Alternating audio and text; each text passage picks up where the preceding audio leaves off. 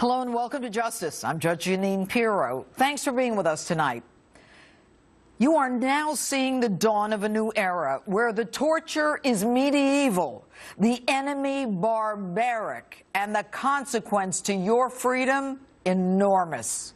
What this country faces is not just a threat, it is a reality. No longer free and easy or live and let live. And now you must adapt to this frightening new reality. To them, we're the great Satan. To them, we're the infidels. And them includes now radicalized Americans arrested here as lone wolves, one charged with the killing of 4 Americans. Last week in Australia, a plot to horrify and shock the public with planned beheadings.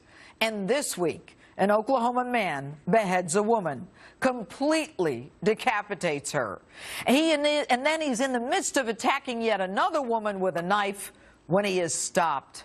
That man, 30-year-old Alton Nolan, a recent convert to Islam.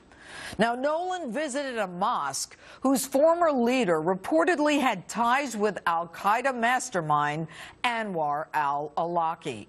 And until we put the fear of God in them, they're going to keep coming. We can't negotiate with them. We can't trade with them. We can't let them out of Guantanamo. In fact, even Guantanamo is too good for them. And I don't personally care what the rest of the world thinks of us.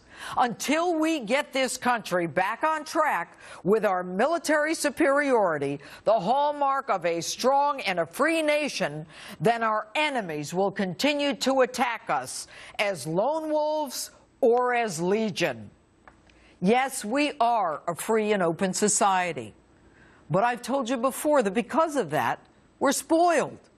We don't know from beheadings and public crucifixions and suicide bombers. And we don't know the pain of being forced out of our homes because of our religious beliefs. And because of that freedom, we are at even greater risk. So what do? It's time for Americans to realize it's us against them. To come together as a nation, to forget about the political lines that separate us.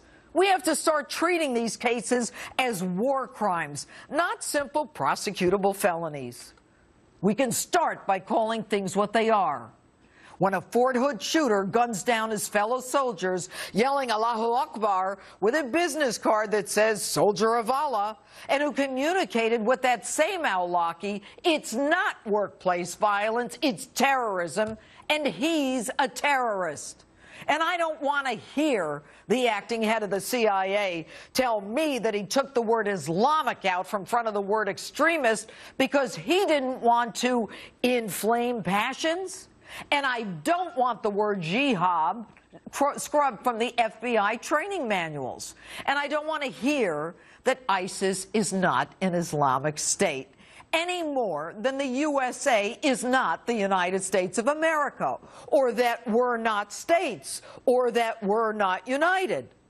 And I'm tired of taking out ads to apologize to other religions while our government drags and sues the Little Sisters of the Poor to the United States Supreme Court for simply expressing their religious beliefs. I'm tired of the charades, and yes, I am angry. And you need to get angry. Our worst fears might very well be here. And it's time we started thinking proactively, getting ahead of the curve, not waiting for disasters to happen. Whether they're in our schools or in our malls or in our homes, we need to think about how we protect us, how we protect Americans. First, close the borders, period, end of the story. And I don't want to hear any hogwash about how people can have a better life if they come here. Our FBI director this week talked about Americans fighting alongside ISIS. Not only must they be stopped from coming back to the U.S., they have to be stripped of their citizenship for good. And maybe we can take some lessons from Israel, a country that has long lived in the shadow of terrorist threats and strikes.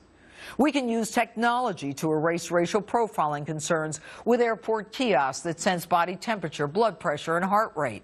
Responses to questions that can then subject the flyer to secondary screening. And stop, please stop with the gun control.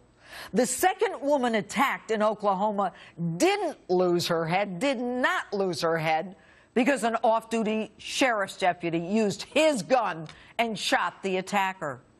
And I don't care what the rest of the world thinks of us.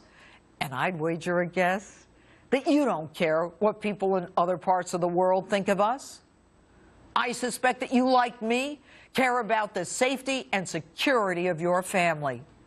And it's not going to happen until you realize the world is different, the rules are different, and the consequences are enormous. And that's my open.